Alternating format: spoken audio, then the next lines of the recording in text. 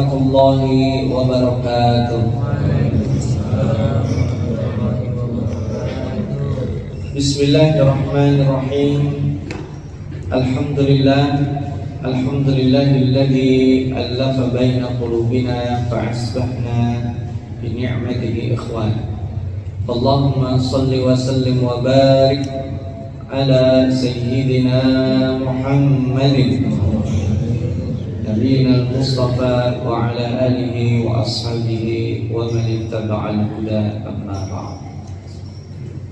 Asatidzah yang dimuliakan Allah, dan bersama kita Ustaz Haji Sufyan dan Ustaz Kamaluddin, Ustaz Hidayatullah, asatidzah sekalian yang dimuliakan Allah, Bapak-bapak, para hujjah rahimakumullah.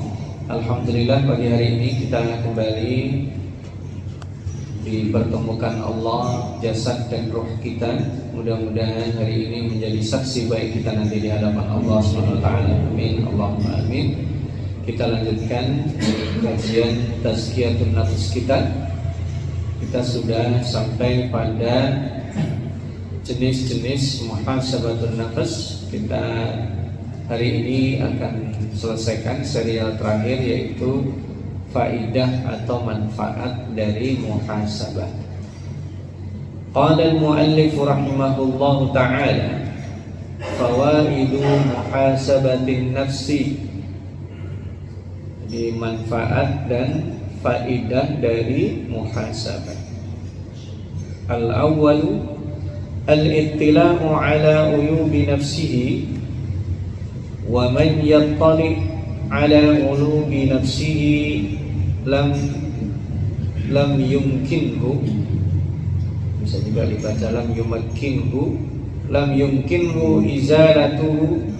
Qala Yunus ibn Ubaid, inni la ajidu mi'ata khoslatin min khisalil khairi ma a'lamu anna fanna nafsi minha wahidatan. Wa qala Muhammad ibn Wasi'in, law kana lidh-dhunubi rihun ma qadara ahadun an yajlisa ilayya. Wa rawal Imam Ahmad an Abi Darda,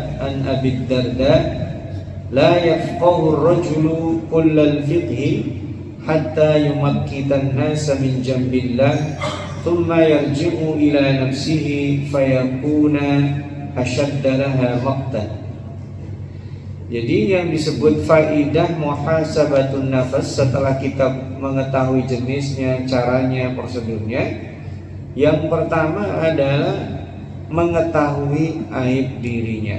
Al-ittila itu jadi lebih peka terhadap kekurangan dirinya. Dan ini merupakan anugerah yang luar biasa kalau kita diberikan peka, kita ini kekurangannya di mana. Dan orang yang mengetahui kekurangannya biasanya juga tahu kelebihannya. Ini otomatis. Jadi orang yang mengetahui kelemahannya bukanlah orang yang nanti jadi minder. Nah, orang kalau yang jadi minder itu orang yang suka mendramatisir masalah. Nanti dia jadinya minder. Orang yang tahu misalnya kelemahan dirinya adalah misalnya kekurangan dalam hartanya, tidak akan membuat dia minder, karena itu kekurangan yang juga dialami tidak sedikit dari manusia. Orang yang tahu kekurangan dirinya adalah kurang ilmu, apalagi ini membuat dia semakin rajin dalam mendapatkan ilmu. Bayangkan orang sealim Imam Asy-Syafi'i, setiap dia belajar, dia malah tambah tahu dirinya tambah kurang ilmu.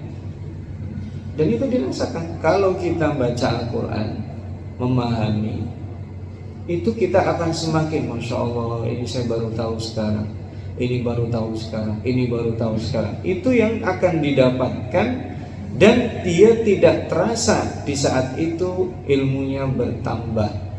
Lalu setelah dia koreksi lagi, dia akan tahu betapa banyak ilmu yang diberikan Allah seiring dengan dia tahu kekurangan dirinya.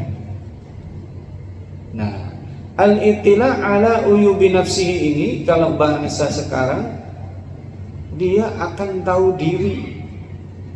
Orang muhasabah itu pentingnya adalah untuk tahu diri. Orang yang tahu diri itu adalah orang yang proporsional. Ya, tadi dia nggak minder, dia juga nggak sombong. Ya, kalau orang berlebihan dalam mengetahui aibnya, lalu kemudian tidak terlihat kelebihannya, berarti ada yang salah dalam muhasabah. Karena kemarin kita sudah bahas runutannya. Kita lanjutkan ya. Wa man lam yattali' ala uyubi nafsihi lam yumkinhu izalatu. Jadi kalau orang tidak melihat aib dirinya, nggak bisa ngilangin. Mohon maaf, kita ini Pak, kalau misal habis makan ada sisa makanan di mulut kita, bisa kita melihat? Bisa kita lihat? Nggak bisa. Yang lihat siapa? Orang lain.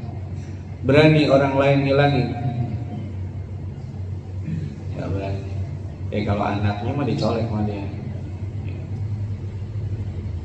Jadi kalau kita mengetahui aib kita, kita bisa menghilangkannya. Nah, seupil nasi di ujung mulut kita tadi itu tidak bisa disingkirkan kalau kita tidak tahu atau tidak diberitahu. Pak Ustadz, itu ada bekas nasinya di sini, kita akan ambil buang. Ya.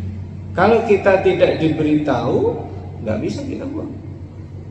Maka orang yang tidak mau tahu aibnya tidak akan bisa menghilangkannya.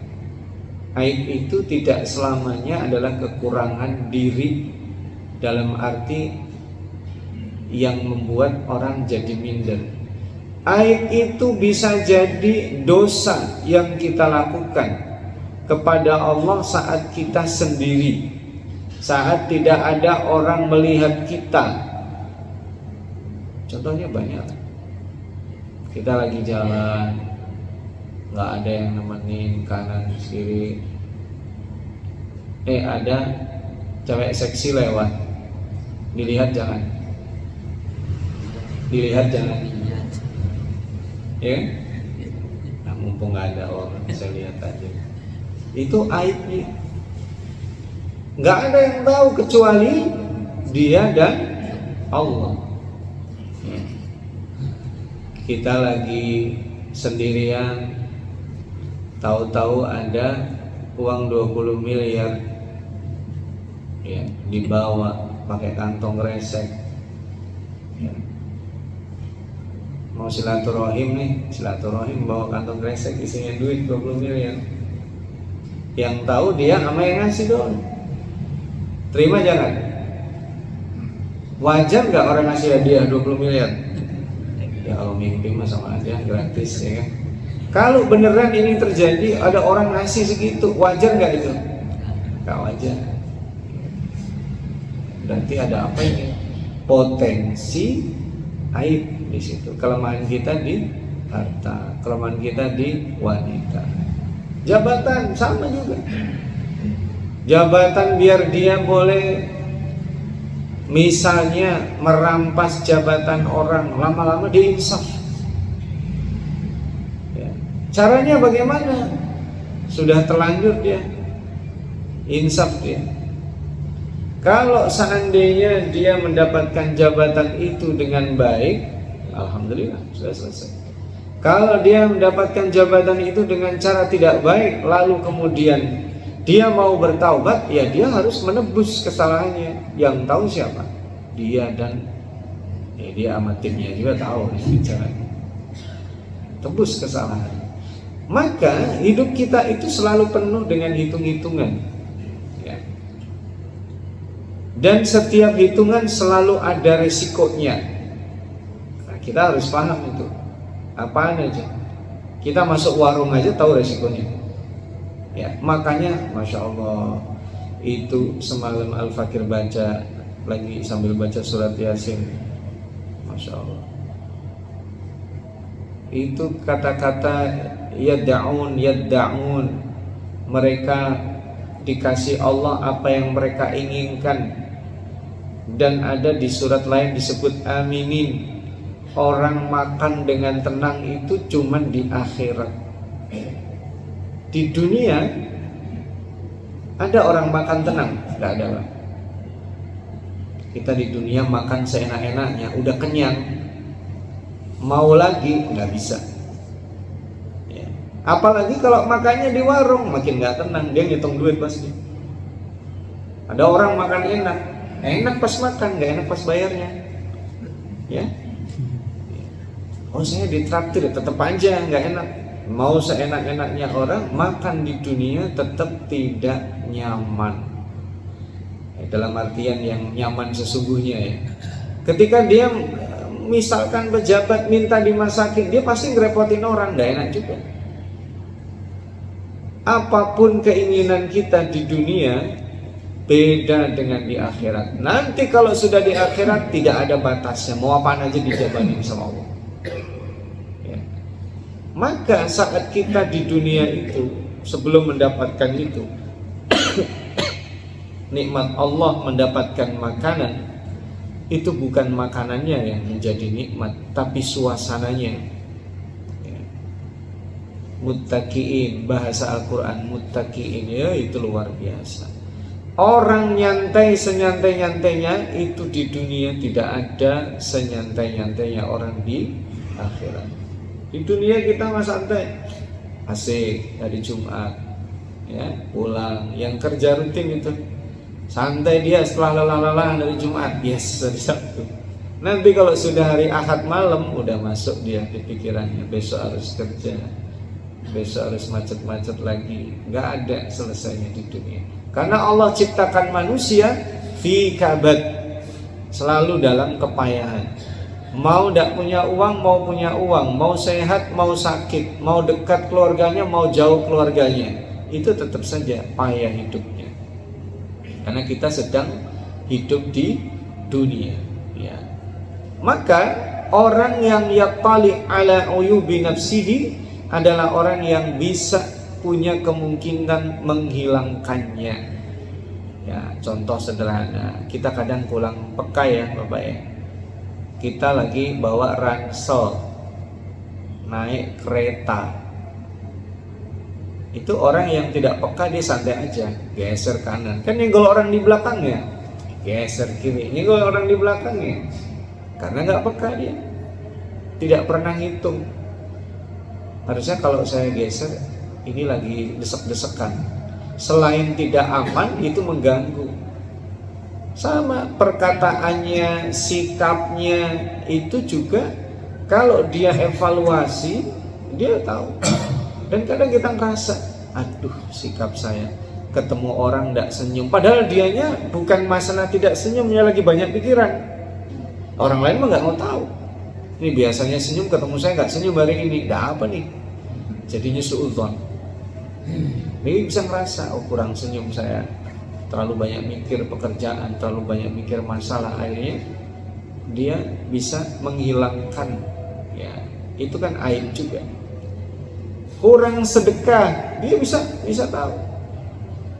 Makanya ada hadis Rasulullah SAW itu juga ya, dawu mardhakum bis sadaqah wa hassinu amwalakum biz zakah. Obati penyakitmu dengan sedekah dan jaga hartamu dengan zakat. Jelas itu. Jadi kalau misalnya kita sedang banyak sakit, anak saya, istri, bapak, ibu, adik, kakak, banyak sekali yang sakit, udah sedekah aja dulu. Duit nggak ada, mau berobat juga nggak ada, gimana mau sedekah? Sedekah aja. Ada nisbah kita selain berobat, ada nisbahnya untuk sedekah. Tidak perlulah diupdate sedekahnya, tapi kita nisbah untuk sedekah. Ini sederhananya begitu. Contoh lagi, orang yang tahu aib nafs jiwanya, sholat tidak khusyuk, itu kan aib juga yang tidak diketahui orang, dia. Sehingga dia bisa koreksi, ini apa nih sebabnya. Ya.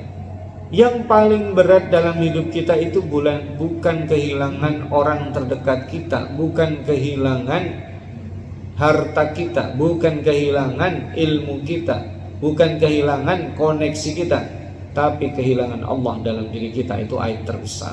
Nanti ada di nomor 2 itu. Makanya kalau kita bisa mengenal aib itu, kita akan hilangkan. Nah, ini dikatakan Yunus bin Ubaid, apa katanya?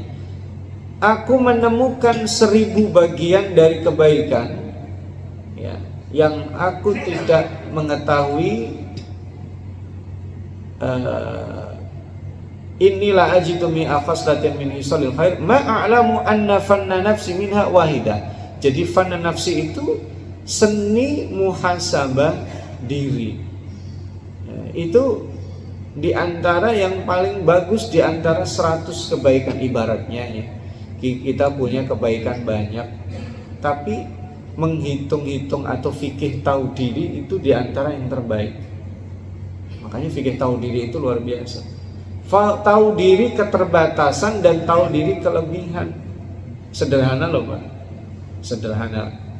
Kita ini lagi safar, sederhana. Mau sholat maghrib, kan nggak ada yang kenal di situ. Qomat nih, kita tunggu sejenak, kagak ada yang maju, kita harus maju. Daripada nanti yang maju bonek kan bahaya juga ya.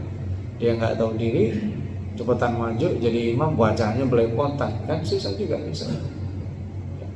Di antara fikih tahu diri, kita tunggu sejenak, kita bukan orang situ dan itu juga sama-sama musafir semua. Kalau tidak ada yang maju, kita maju jadi imam. Ya, kalau sudah ada yang maju, jangan ditarik. Ya.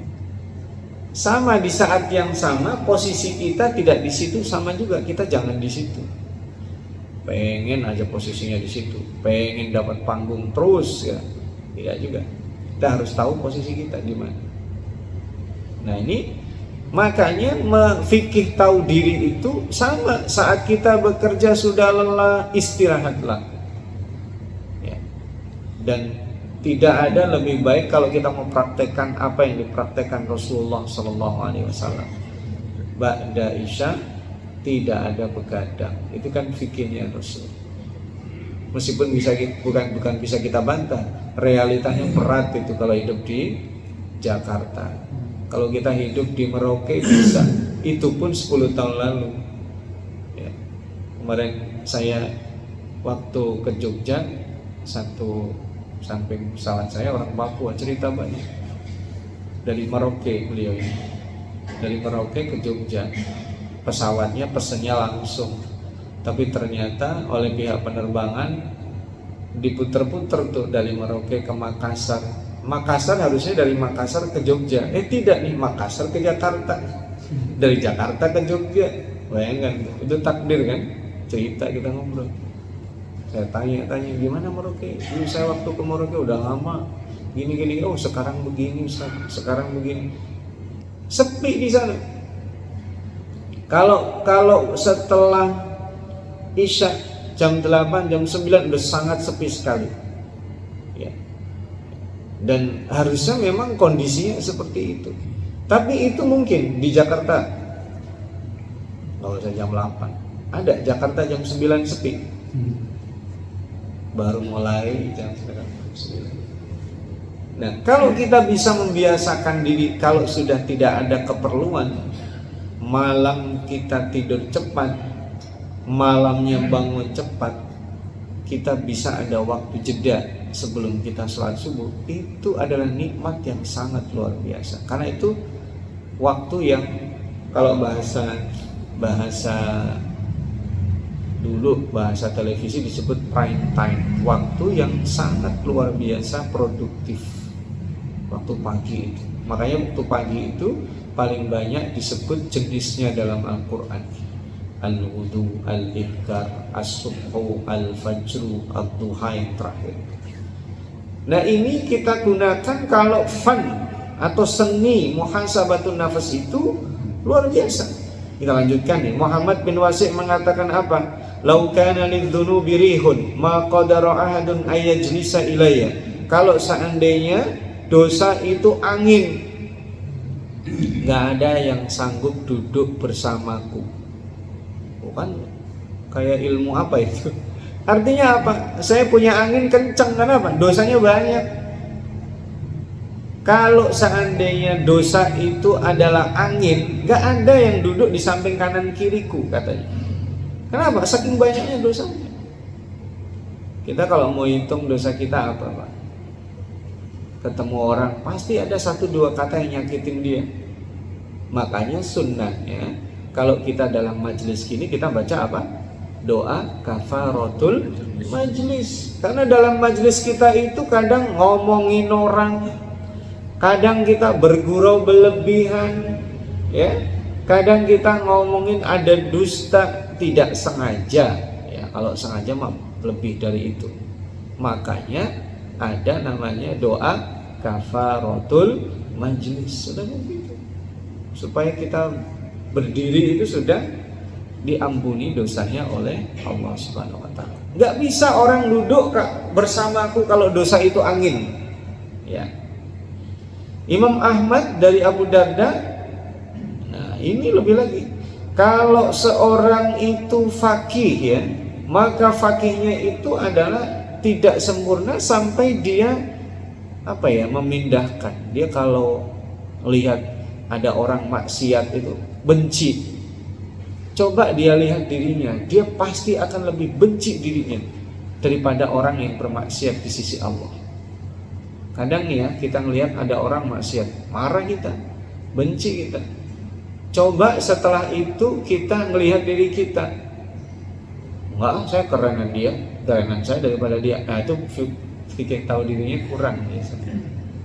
Kalau setelah kita melihat maksiat yang dilakukan orang, keburukan yang dilakukan orang, kita ngaca ibaratnya, saya keburukannya sama dia banyakan mana sih? Kalau dia seandainya keburukannya itu doang,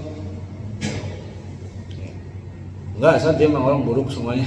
Dan kita kan tahu ini dari sosial media hari ini. Sosial media itu hari ini framing.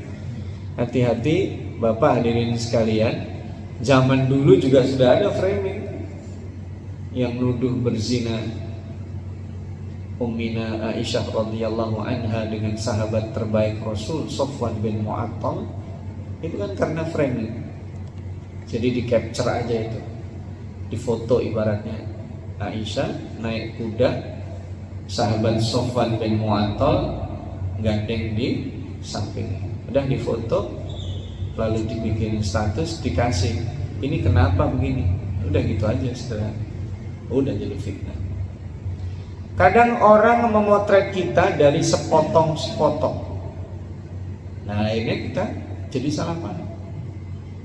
Kalau kita melihat diri kita, kita yang tahu secara sempurna. Kita sama keluarga kita, kita sama anak kita, kita sama istri kita. Itu yang paling tahu diri kita. Kita sama Allah, apalagi nanti yang nomor 2. Kita lanjut ya. Faedah yang kedua adalah ayya'rifa haqqallahi ta'ala alaihi fa inna dzalika yuwarrithuhu matta nafsihi wal izra'i 'alaiha wa yukhlisuhu minal 'ujubi wa ru'yatal 'amali wa yaftahu lahu babal khudu'i wadh-dhulli wal inkisari baina yaday rabbih wal ya'si min nafsihi wa anna an-najata la tahsulu lahu illa bi'afwillahi wa maghfiratihi wa rahmatihi fa inna min haqqihi an yuta'a fala yu'sa wa an yudhkara fala yunsa wa an yushkara fala yukfar. Jadi faedah kedua setelah nomor 1 tadi saya kasih judul fikih tahu diri gitu ya. Yang nomor 2 adalah mengenal Allah, hak-hak Allah. Ya. Ini serius yang nomor 2 ini agak berat kalau kita tidak muhasabah. Sederhana, Bapak, kemarin sore saya buat pelatihan sederhana itu. Pelatihannya begini. Saya buat 2 menit pertama, tulis bapak-bapak, ibu-ibu, ya, di situ orang-orang yang baru dilantik gitu ya. Saya katakan 2 menit tulis hal-hal yang menyenangkan, ditulis sama mereka, tulis. Saya tanya, ada yang lebih 10, ada cuma 1 orang. Oke, sekarang yang kedua, 2 menit tulis hal-hal yang membuat kita tidak senang atau menyebalkan atau sedih atau marah atau jengkel, tulis 2 menit, ditulis. Ada yang lebih 10, alhamdulillah nggak ada. Terus saya bandingkan mana lebih banyak yang menyenangkan atau tidak menyenangkan. Itu umumnya rata-rata lebih banyak yang menyenangkan dan itu normal. Nah, baru setelah itu yang ketiga saya buat lagi, tolong ditulis 2 menit apa yang diinginkan hari ini. Tulis mereka. Saya tanya juga sama. Ada yang lebih 10? Ada 2 orang. Nah, saya tanya lagi. Di antara keinginan itu ada nggak yang mau tidur nyenyak? Itu nggak ada, Pak. Saya nomor 2 lagi. Ada nggak ya di antara keinginannya pengen makan enak? Nggak ada, Pak. Saya bilang, loh berarti ada di sini nggak pengen tidur nyenyak, nggak pengen makan enak. Itu mikirannya pekerjaan dan betul itu. Maknanya apa? Kita itu selalu disibukkan apa yang hari ini atau detik ini kita kerjakan, yang lain jadi hilang, termasuk Allah. Ya. Kita nih kalau lagi mikir anak kita sakit, hilang semuanya. Kita kalau lagi mikir hari ini mau datang pejabat ke kantor kita, hilang semuanya. Betul nggak? Kita kalau lagi hari ini, apalagi misalnya kita mau benerin pintu rumah kita yang rusak, itu yang diingat. Tukang yang mana nih nggak datang nih, katanya mau datang ke sini, janjian mau gini-gini. Itu semua, yang lain jadi hilang. Jadi inilah yang menyebabkan kita kehilangan Allah saat kita tidak mengenal haknya, dan itu terjadi kalau tidak ada muhasabah. Nah, kenapa muhasabah dengan mengenal hak Allah itu akan, nah ini dia, yuwarrithuhu makta nafsihi wal izra'u 'alaiha. Nafas di sini yang buruk ya, hawa nafsu ya. Sehingga dia akan ikhlas, murni dan terbebas dari ujub. Wa ru'yatul amal. Ru'yatul amal itu disebut dengan riya. Ru'yatul amal itu disebut dengan melihat-lihatkan pekerjaan. Wah, itu apalagi di dunia hari ini. Di dunia hari ini yang namanya laporan, seni membuat laporan itu menentukan. Ini Bapak jujur ini, coba para ASN, apalagi dosen, itu sekarang basisnya laporan. Kerja bagus tapi nggak ada laporan, dianggap nggak kerja. Ya. Maka sekarang ini laporan itu bagian dari salah satu indikasi seseorang bekerja bagus. Itu sama manusia. Nah, kalau kita ngelapornya sama Allah, itu hak Allah. Maksudnya melapor itu apa? Kita niatnya ikhlas karena Allah, itu laporan. Ya Allah, melapor nih, saya mau sholat Isya 4 rakaat. Itu laporan. Nah, kita kalau laporan kepada manusia yang seharusnya laporan sama Allah, itulah yang menyebabkan ujub, riya. Nah, salah laporan itulah yang menyebabkan seseorang itu tidak tahu dirinya dan tidak tahu Allah. Nah, ini pertanyaan juga, mungkin dibahas juga oleh banyak para ulama, ya, terutama Ibnu Qayyim al-Jauziyah tentang pentingnya niat di sini. Bapak akan bertanya nih, kenapa nih orang mukmin perbuatan baiknya nggak banyak, ya paling 60, 70, 80 tahun, tapi masuk surganya selama-lamanya. Benar nggak tuh? Betul nggak? Orang kafir sejahat-jahatnya orang kafir, orang yang seperti Fir'aun, tetap dia punya usia terbatas. Kenapa masuk neraka khalidina fiha? Pernah kepikirannya? Yang ini baik masuk surga selama-lamanya, yang ini buruk kafir masuk neraka selama-lamanya. Padahal dia kafirnya cuma 60-70 tahun, yang ini mukmin 70-60 tahun. Dia paling banter umatnya Nabi Nuh 1000 tahun. Tapi kenapa masuk surganya selama-lamanya, masuk nerakanya selama-lamanya? itu karena tadi laporan atau niatnya dia kepada Allah. Kenapa orang mukmin masuk surga selama-lamanya? Karena seandainya dia hidup selama-lamanya, dia akan beriman kepada Allah. Nah, makanya pentingnya dia. Sama. Kita menjabat 5 tahun. Ini harusnya niatnya menjabat 5 tahun itu kebaikan selama-lamanya, sekalipun waktunya terbatas 5 tahun. Makanya ada istilah uang pensiun, harusnya begitu. Nah, saya nggak ngomong yang sebaliknya ya. 5 tahun bukan memikirkan kebaikan, memikirin dirinya apa setelah 5 tahun. Itu buruk jadi. Orang jahat kenapa dihukum Allah selama-lamanya? Sama. Kalau seandainya dia hidup selama-lamanya, dia juga akan begitu. Makanya dihukumnya sama Allah khalidina fiha. Makanya kalau kita mengenal hak Allah, tidak ada riya. Tidak ada istilah riya. Bapak kerja banting tulang, cari yang halal, berkeringat, berpeluh-peluh, susah, kadang mungkin dihina atau diserempet, maksudnya disenggol. Pulang ke rumah melihat istri dan anak ridho dengan apa yang kita upayakan, hilang semua, nggak perlu kita cerita, ya kan? Karena Allah yang tahu. Sama istri juga gitu, pengorbanannya tidak terlihat oleh suaminya, tapi suaminya ridho, selesai, gitu. Karena dia tahu haknya Allah, tidak ada ujub, tidak ada riya. Wa yaftahu lahu babal khudu'i wadh-dhulli wal inkisari baina yaday rabbih. Ini dia penyebab seseorang khusyuk. Ini orang yang muhasabah, salatnya akan khusyuk. Khudu' itu adz-dhulli wal inkisar, terbelah-belah, tersayat-sayat hatinya kalau udah menghadap Allah.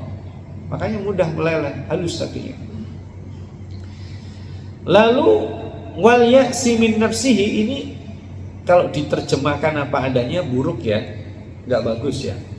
Al ya'su itu terjemahan aslinya putus asa, tapi bukan itu. Wal ya'si min nafsihi itu dia putus harapan pada dirinya. Putus harapan itu nggak ngoyo, bahasa Jawa. Ya, orang yang ngoyo pada dirinya itu ada orang-orang yang tidak tahu. Sederhana aja Bapak, kalau ada itu langit-langit di atas, kita mau menggapai itu, kenapa kita nggak ngoyo? Karena tahu diri, tahu haknya Allah. Kita mau ngelompat, setinggi-tingginya lompatan kita kan ketebak, nggak sampai segitu, karena kemampuan kita terbatas. Oh, kita tahu diri kok. Akibatnya apa? Kita perlu tangga. Akibatnya apa? Perlu orang lain. Makanya nanti ada kolaborasi, ada bantuan, ada ilmu, sehingga kita tahu bisa sampai. Itu kan ada lampu dipasang kan? Kita kalau masang lampu itu langsung gitu mustahil. Perlu ilmu, perlu tangga, perlu bantuan orang lain. Gitu. Wa annan najata la tahsulu. Keselamatan itu tidak akan berhasil, tidak akan ada illa bi'afwillahi wa maghfiratihi wa rahmatihi, kecuali ampunan Allah. Sombong nih kayak siapa? Korun. Bapak mohon izin, mohon maaf. Kesuksesan kita itu seringnya diukur dengan kesuksesan orang lain.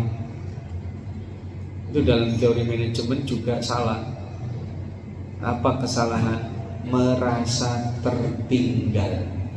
Ini, wah saya ketinggalan nih, dia di usia 40 udah gini, saya masih gini aja. Nah itu tuh, akhirnya kita spek kita padahal udah lurus nih, kita niru kayak dia, ya nggak berhasil. Harusnya kita fokus pada tujuan kita, yang namanya sukses itu apa ya. Oh dia segitu sudah punya rumah, saya belum. Akhirnya kita nggak bersyukur. Masing-masing kita sama aja. Itu sama aja begini, dia meninggal usia 65, ini meninggal usia 68, saya 70 kok belum meninggal. Ada orang mikir gitu? Biasanya sih nggak ada. Kalau yang begitu diiriin, tapi giliran meninggal nggak ada orang ini, kok saya belum meninggal ya? Ada orang begitu. Sana meninggal, si Anu meninggal, kok saya belum ya? Ada yang mikir gitu? Hampir nggak ada, Pak. Kalau bisa mah jangan dulu dah, masih pengen hidup. Padahal semakin banyak nu'ammiruhu nunakkisu fil khalqi, orang yang makin dibanyakan dikurangi nikmatnya. Dikurangi nikmatnya. Bapak lagi gagah, kacang apa aja dipapak. Coba kalau udah tua disuguhin kacang, sejam butuh kan kacangnya, nggak dicolek kan? Kenapa? Mapak pakai apa? Gitu. Jadi ini akan menyebabkan seseorang selain tahu diri, kesalahan-kesalahannya akan ditutupi oleh Allah dan diampuni, diberikan rahmat. Termasuk namanya rahmat tuh, rahmat bisa beribadah dengan sempurna. Bapak, saat kita beribadah dengan sempurna, bukan sempurna fisik ya, mohon maaf, sempurna yang saya artikan bukan fisik. Bapak bisa berdiri sholat, bisa ruku, bisa sujud apa adanya, bagus. Tapi yang disebut sempurna adalah saat kita sholat bisa khusyuk, bisa khudu. Itu taunya apa? Kalau kita mengenal hak Allah. Fa inna min haqqihi, apa hak Allah? An yuta'a fala yu'sa, ditaati tidak dimaksiati. Wa an yuzkara fala yunsa, diingat terutama dengan zikir. Wa an yushkara wala fala yukfar, disyukuri dan tidak dikufuri. Nah, terakhir nih ada 3 taat, zikir, syukur. Gak ada sahabat itu menolak perintah karena dia tahu kebesaran Rasul dan Allah. Gak ada. Selalu labbaik ya Rabb, labbaik ya Rasulullah. Karena dia tahu haknya, tahu hak Allah, kenapa harus ditaati, ngasih kita segala-galanya. Kalau kita tahu Allah ngasih kita, maka kita tidak akan lupakan zikir kita. Zikirnya banyak. Zikir habis sholat, jalani. Zikir di luar itu dia jalani. Syukur itu, nah ini kebanyakan kita ini syukurnya pragmatis. Apa syukur pragmatis itu? Kalau kita dikasih baru terima kasih. Ya kan? Alhamdulillah, makasih ya Allah. Jadi ketika kita merasa tidak dikasih, tidak ada syukurnya. Mohon maaf juga, kadang kita merasa terganggu kalau ada orang datang kepada kita pas ada perlunya. Datang itu bisa fisik, bisa melalui pesan atau telepon. Mohon maaf, kalau ada teman saya WA pas pengen pinjam uang, kira-kira persepsi apa? Begitu ada WA dia, nggak saya baca, apa di otak saya? Mau pinjam dulu. Jadi kita merasa ada terganggu kalau ada orang datang pas ada perlu. Padahal itu yang kita lakukan kepada Allah. Kita datang kepada Allah pas ada perlu. Pas kagak perlu, jarang kita sholatnya khusyuk. Kalau mau jujur nih, Bapak, hadirin sekalian, mana lebih khusyuk saat kita sholat senang sama saat kita susah? Mana lebih khusyuk? Sangat susah. Jujur ya, itu kita lakukan, saya lakukan. Maka mudah-mudahan dengan muhasabah ini Allah makin buat kita khusyuk, makin kita buat kita bersyukur, dan makin membuat kita tahu hak-hak Allah, juga hak diri kita serta orang lain. Dan kita jangan lupa doakan. Kita doakan ya, terutama yang sedang viral ya, adik-adik kita yang tertimbun di pesantren Al-Fazi. Kita doakan mudah-mudahan menjadi tabungan baik buat orang tuanya yang ridha ya, dan muhasabah buat semuanya untuk perbaikan pemerintah, masyarakat dan sebagainya. Jangan juga lupakan saudara-saudara kita di Gaza, kita doakan mudah-mudahan Allah segera lepaskan dari penjajahan dan kejahatan, kezaliman, dan Allah berikan kebaikan untuk mereka. Anak-anak kita yang menuntut ilmu, kita doakan mudah-mudahan Allah berikan ilmu yang bermanfaat.